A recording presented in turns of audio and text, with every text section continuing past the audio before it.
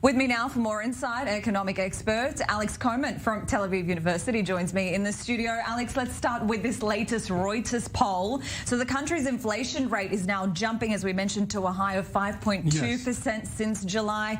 Israelis haven't seen a spike like this for 14 years.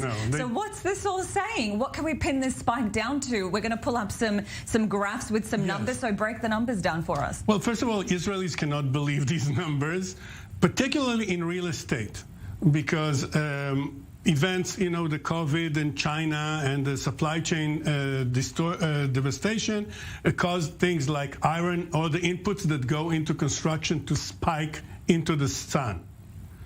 In addition to that, many Israelis, particularly young couples, sat on the fence waiting for prices to go down, and they realized that politicians are not going to do that. So they jumped down, they joined the market, and they are paying through the nose. So these two phenomena cause prices to really go through the roof. Now, the good news are that because of inflation, prices have gone so much higher, and most of the mortgages in Israel are dynamic, which means that if inflation goes up, you pay your monthly payment goes up with it. So quite a few buyers, potential buyers, particularly investors. We usually break it into young couples who actually need a house and investors who buy a number of houses because it's profitable. So investors looked at this hike in interest rate and said, thank you very much, we can not do it. And actually, mortgages have declined recently. So that's but with all of this, can we actually pinpoint where the spike started? Was it with your daily grocery shopping, fruit and veggies? Was it with housing prices? Was it a jump in transport? Where did we all see it hitting Israelis' pockets the hardest? Biggest things are housing and energy. And of course, energy goes into everything, because energy goes into the manufacturing of products, etc., importing things into Israel. It was slightly offset by the fact that the shekel is very strong. So the shekel going up, it offset part of it. But these are the two major things: energy, and that's Russia with the Ukraine and the repercussions, and the idea of all the supply chain being distorted in the construction and other products.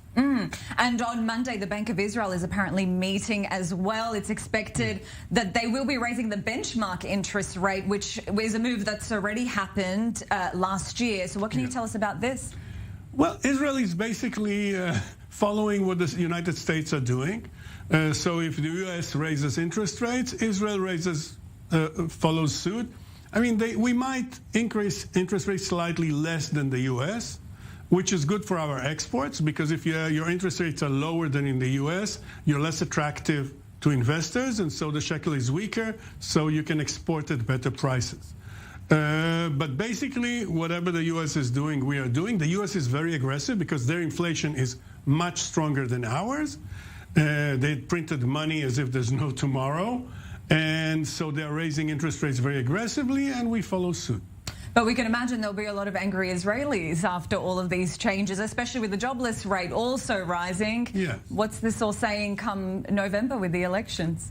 Well, angry Israelis, they bark, they do not bite. We've seen a lot of people being frustrated about these things, particularly young couples.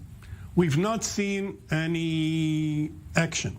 Another problem is that these couples do not believe in politicians. They say politicians would promise us the sky today, and once election day is passed, they would forget about it. But still, this is the mechanism that we know. You need to find politicians who would commit themselves to reducing cost of living, real estate, and you need to bring a number of voters for them and hope that they would not cheat on you.